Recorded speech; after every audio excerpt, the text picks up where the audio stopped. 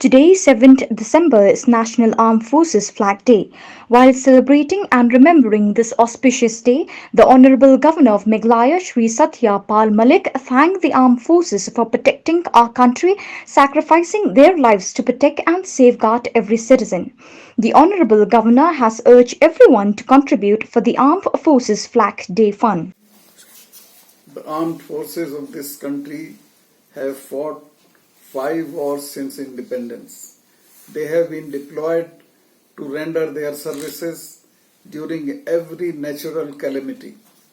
They assist the civilian population during tsunamis, floods, earthquakes, and also render relief internationally. I urge all citizens of this country to contribute generously for Armed Forces Flag Day Fund.